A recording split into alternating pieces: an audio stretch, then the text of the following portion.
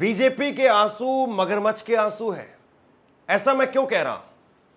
अभी हमने देखा कि धर्मेंद्र प्रधान का इस्तीफा हुआ। धर्मेंद्र प्रधान के इस्तीफे को लेकर के हर कोई ट्वीट कर रहा है बीजेपी की तरफ से, और जो बीजेपी के समर्थक नहीं बल्कि बीजेपी की पैरोल पर काम करने वाले जो पत्रकार हैं, चाटुकार हैं, वो बता रहे हैं कि साहब मोदी तानाशाह नहीं है, मोदी जनता की आवाज को सुनता है।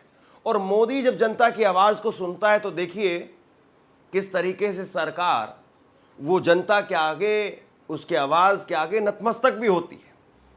मोदी जी को लेकर के इस तरीके से कहानियां बनाई और बताई जा रही है, लेकिन क्या ये मगरमच्छ के आंसू हैं कि किसी तरीके से सिर्फ इन लड़कों को, इन बच्चों को, इन जेनजी को, इन युवाओं को भेज दो घर पर, और किसी तरीके से जो आक्रोश इस वक्त में दिखाई दे रहा है ट्रेन में, बस में, हवाई अड्डे पर, संसद के अंदर, संसद के बाहर, सड़क पर, हर जगह पर, कि सरकार फेल हो रही है, सरकार लोगों की बात नहीं सुन रही है और सरकार के खिलाफ अगला मोर्चा जो है वो E20 को लेकर के भी दिखाई दे रहा है।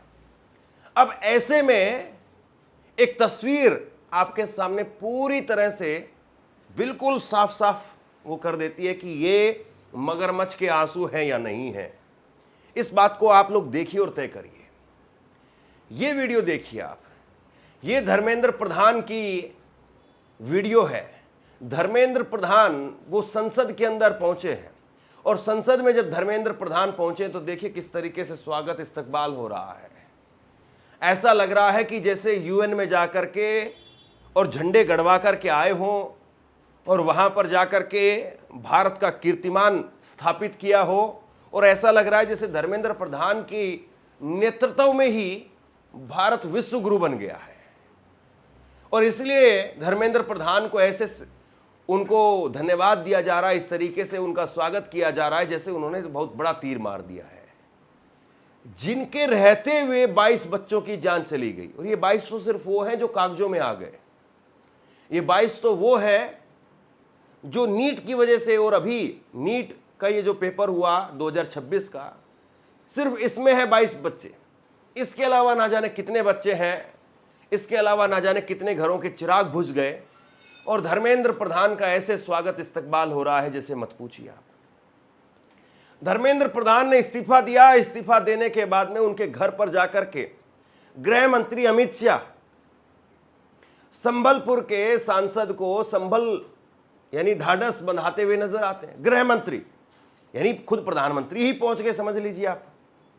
अमित शाह कोई प्रधानमंत्री से कम मत मान करके चलिए आप।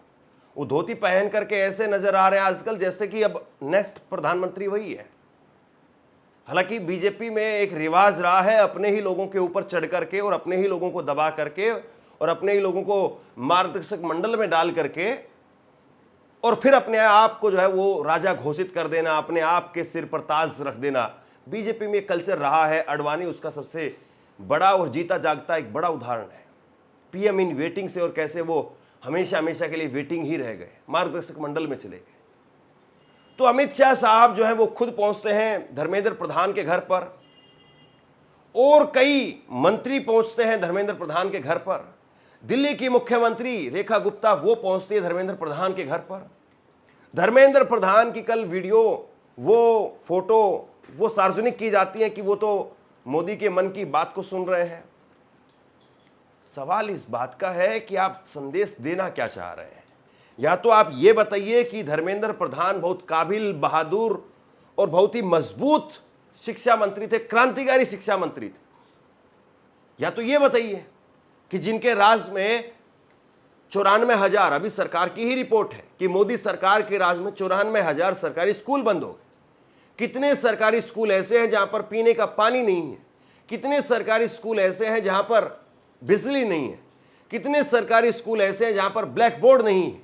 कितने सरकारी स्कूल तो ऐसे हैं जहां पर टीचर नहीं है? और फिर उसमें आप जुमला दे रहे हैं, आप बता रहे कि नहीं इन्होंने क्रांतिकारी काम किया, न्यू एजुकेशन पॉलिसी को इंप्लीमेंट करने का काम किया। अरे साहब ये बताइए कि इन्होंने कितने आरएसएस के लोगों को वो यूनिवर्सिटीज के अंदर डाल दिया, कितने आरएसएस के लोगों को इन्होंने एक के बाद एक विश्वविद्यालयों के अंदर भर दिया। कितने हजारों लोग जो है भरे गए हैं।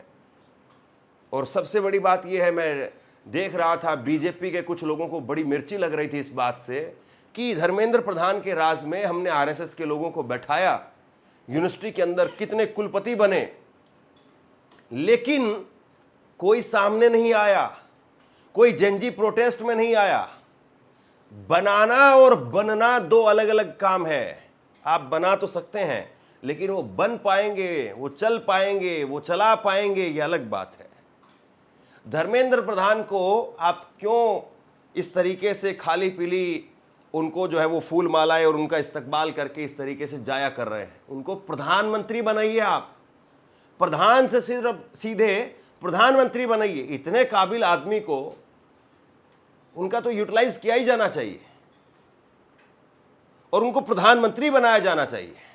प्रधानमंत्री नरेंद्र मोदी को अपनी कुर्सी त्याग देनी चाहिए, झोला उठा करके हिमालय की तरफ या कहीं पर आराम से गुजरात में, बनारस में, जहां दिल करे, भारत के जिस कोने में दिल करे, आराम से वो अपनी मार्गदर्शक मंडल में जो भूमिका है उस भूमिका को अदा करें। और धर्मेंद्र प्रधान जो इतने काबिल हैं, बहादुर हैं, इतने नौजवान हैं और इस तरीके के शिक्षा मंत्री हैं, तो उनको स्पेस मिलना चाहिए। बड़ी बात यह है कि जैन जी ने आपकी नींव हिला दी, खोखली कर दी आपकी नींव। आपको डर लगने लगा कि आज की तारीख में हर घर में एक जैन जी पैदा हो चुका है, वो सवाल पूछेगा। वो ऐसा नहीं है कि आपकी अंधभक्ति में व्हाट्सएप पर जो कुछ आया है, उसके माँ बाप को आपने जो कुछ बना दिया है, ब्रेन वॉश करके जिस तरीके से कर दिया है उसका बंटाधार। क्योंकि हमें बहुत सारे ऐसे जैन जी मिले जिन्होंने कहा कि हम अपने माँ बाप से लड़ करके आए। क्यों लड़ करके आना पड़ा है माँ बाप से? क्यों नहीं माँ बाप के साथ में आए? क्यों नहीं माँ बाप ने कहा कि आओ बेटो, वहां शिक्षा की बात हो रही है, हम चलते हैं, हम शिक्षा की बात को सुनेंगे, तुम्हारे भविष्य की बात हो रही है। क्योंकि ब्रेन वॉश कर दिया गया है कि वहां तो उमर खालिद के नारे लग रहे हैं, वहां तो टुकड़े टुकड़े गैंग बैठी हुई है। इस तरीके से ब्रेन वॉश किया गया और ये ब्रेन वॉश करने का नतीजा वो ये हुआ कि घर के अंदर कॉकरोच को अपने माँ बाप से लड़ झगड़ करके वहां पर आना पड़ा।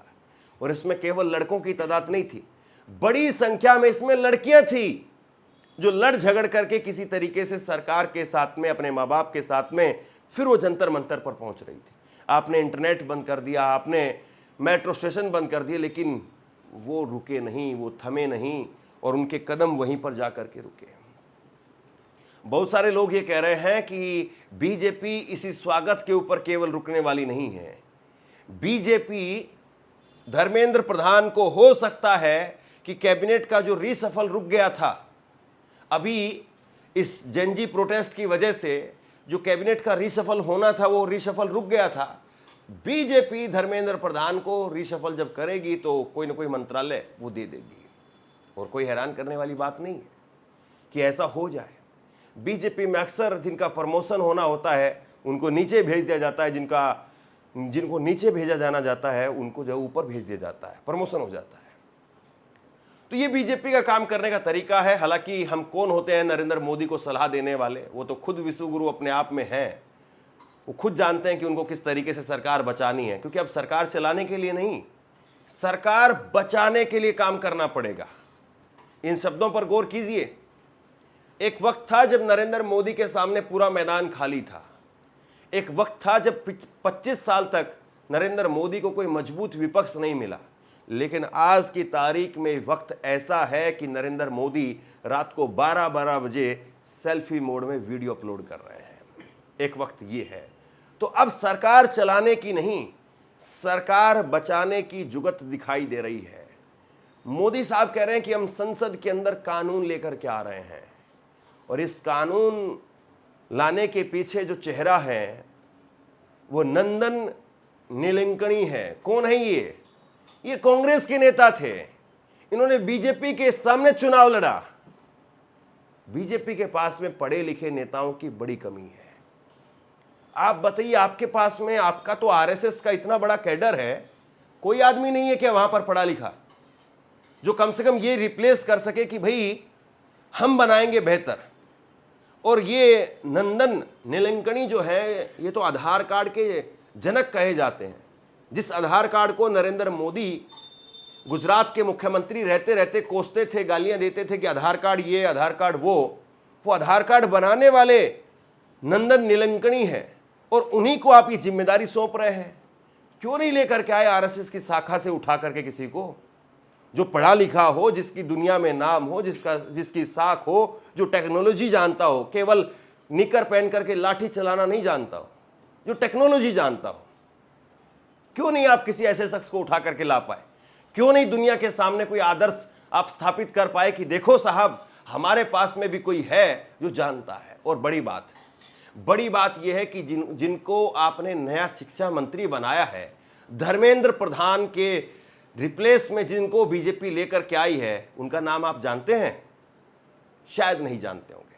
जरा ये तस्वीर देख लीजिए और ये तस्वीर देख करके मुझे नाम बता दीजिए। ये है प्रहलाद जोशी।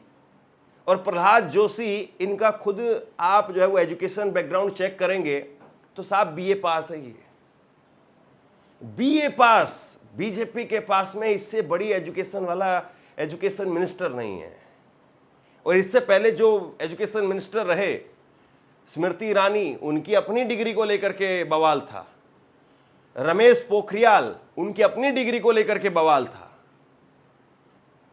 तो बीजेपी के पास में ऐसे ये चेहरे क्यों हैं जिनके अपने बैकग्राउंड साफ नहीं है और वो लोगों के बैकग्राउंड बनाएंगे, लोगों को एजुकेशन देंगे जिनकी खुद की एजुकेशन पूरी नहीं है। खैर, ये बात सही है कि इस देश का इतिहास भरा पड़ा है कई ऐसे नेताओं से जिन्होंने अपनी एजुकेशन ना होने के बावजूद लोगों को बहुत कुछ दिया है। लेकिन नरेंद्र मोदी सरकार में वो नजर नहीं आता है। नरेंद्र मोदी कहते थे कि मैं गरीब माँ का बेटा हूँ, मेरी माँ ने बर्तन मांझ करके मुझे यहाँ तक पहुँचाया है, मैंने खुद भिक्षा मांगी है, भीख मांगी है। और नरेंद्र मोदी साहब ये भी कहते थे कि भैया मैंने चाय बेची है। बहुत सारी बातें उन्होंने कही, लेकिन गरीब आदमी का हाल आज के वक्त में कैसा है? सिलेंडर देखिए, बिजली पानी देखिए, रेल का किराया देखिए, बस का किराया देखिए, डीजल पेट्रोल देखिए, खाने पीने की चीज़ें देखिए। आम आदमी बेहाल है। और फिर उसमें आप कहते हैं कि साहब ईरान का युद्ध चल रहा है, हम क्या करें? ईरान के युद्ध से पहले कौन से अच्छे दिन चल रहे थे? कितने 15 लाख रुपए कितने लोगों के अकाउंट में आ गए? सवाल बहुत सारे हैं, लेकिन ये सवाल सब कुछ थे और उठते थे और उसके बाद में ठंडे बस्ते में चले जाते थे। लेकिन पहली बार शेर को सवा शेर, नरेंद्र मोदी जिनके बारे में उनकी जो आईटी सेल है या उनकी जो भक्त मंडली है वो कहती है शेर है शेर, हमने शेर पाला है। और हमारा शेर जो है वो ये चावल चीनी सस्ता करने के लिए नहीं आया है, 370 हटाने के लिए आया है, 3 तलाक के लिए आया है, वो सीधा यही कहते थे। तो भैया शेर को रात को 12 बजे उठ करके वीडियो क्यों बनानी पड़ रही है? शेर रात को 12 बजे क्यों जो है वो फ्रेंड्स क्यों साहब? या फिर चीजें दरक रही हैं, हिल रही हैं, और इसीलिए जो है ये सब कुछ हो रहा है। मैं फिर कहूंगा, धर्मेंद्र प्रधान, उनका जिस तरीके से स्वागत हो रहा है, क्या ये स्वागत लोगों की आंखों में चुभेगा नहीं? क्या ये स्वागत लोगों को खटकेगा नहीं? और क्या ये स्वागत वाकई होना चाहिए? कौन सा उन्होंने ऐसा तीर मारा है जिसको लेकर के कहा जाए कि नहीं साहब वाकई इनका तो स्वागत बनता है? कौन सा ऐसा तीर मारा है? और इतना बड़ा अगर ये तीर मार रहे थे तो इनको हटाया क्यों गया है? या फिर वाकई लोगों की आंखों में धूल झोंकने का काम किया जा रहा है? धर्मेंद्र प्रधान को कोई बड़ी गद्दी सौंपी जाएगी। हालांकि बहुत सारे लोग कहने को तो ये भी कहते थे कि इनको उड़ीसा वापस भेज दिया जाएगा, सीएम बना दिया जाएगा। अब क्या पता बीजेपी पर्ची निकाल दे, बीजेपी में पर्ची से मुख्यमंत्री बदले जाते हैं। और ऐसा भी नहीं है, ये नहीं कहा जाए कि धर्मेंद्र प्रधान मुख्यमंत्री नहीं बन सकते। अरे बीजेपी ने तो भजनलाल शर्मा को मुख्यमंत्री बना दिया। एक बार के, पहली बार के मुख्यमंत्री, उनको मुख्यमंत्री बना दिया। माफ कीजिए, विधायक पहली बार के, उनको मुख्यमंत्री बना दिया। तो बीजेपी पर्ची निकाल देती है। और नरेंद्र मोदी को, जैसे ट्रंप ने एक बार कहा था कि मुझे सक्सेसफुल लोग अपने आसपास नहीं चाहिए, मैं चिढ़ जाता हूं, मैं पक जाता हूं उनकी कहानियां सुन सुन करके, सक्सेसफुल कहानियां सुन सुन करके, मुझे लूजर चाहिए। ये ट्रंप ने अभी हाल में कहा था, मुझे लूजर चाहिए जो सारा दिन मेरे आसपास में खड़े होकर के वाह वाह वाह वाह वाह वाह वाह वाह करते रहे। तो मोदी साहब को भी पर्ची वाले लोग ज्यादा पसंद हैं, जो कद्दावर हैं, जिनका अपना एक वोट बैंक है, जो इनकी अपनी एक फेस है। अब बताइए आप, शिवराज सिंह चौहान को आपने हटा दिया। शिवराज सिंह चौहान ना तो लाचार है, ना बेबस है, ना बीमार हैं, शिक्षा मंत्री हैं, वो मोर को दाना खिला रहे हैं, वो भी मोदी जी की पूरी नकल कर रहे हैं और मोदी जी को बता रहे हैं कि देखो मोदी जी, आपने मुझे वहां से निकाला, मैं यहां मोर को दाना खिलाऊंगा। तो मोदी जी ऐसे लोगों को तो कम से कम पसंद नहीं करते जिनका अपना वजूद हो, बल्कि ऐसे लोगों को जरूर जो है मोदी जी पसंद करते हैं जिनको ये कहा जा सके कि देखो तुम तो गर्त में जा सकते थे, तुम्हें तो कम से कम कुर्सी दे दी है। इतना यकीन मानो कि तुम्हें कुर्सी मिल गई है और तुम गर्त में जा सकते थे। राजनीतिक तौर पर सवाल उठने चाहिए सरकारों के ऊपर। सवाल यह भी उठने चाहिए कि आप नैतिकता की बात करते हैं, लेकिन नैतिकता आपके अंदर है कहां पर। और सबसे बड़ी बात कि धर्मेंद्र प्रधान की क्या वाकई घर वापसी, कैबिनेट वापसी ये लोग करवाएंगे, या धर्मेंद्र प्रधान को अभी तो बस ये 2 दिन का जो है वो दिखाई दे रहा है, वरना वैसे एचएम जिनसे मिलने के लिए जाते हैं, होम मिनिस्टर जिनसे मिलने के लिए जाते हैं, लगता नहीं है कि वो गर्त में चले जाएं या अंधकार में चले जाएं। लगता तो ऐसे ही कम से कम उनके अच्छे दिन तो जरूर आएंगे, लोगों के आए या ना आए। लेकिन फिर आपने इस्तीफा क्यों ले लिया, सवाल ये बना रहेगा। शेयर कीजिए इस खबर को, और आप क्या सोचते हैं नीचे कमेंट सेक्शन में लिख करके जरूर बताइए। इस वीडियो को लाइक कीजिए और चैनल को सब्सक्राइब जरूर कीजिए। शुक्रिया, थैंक यू।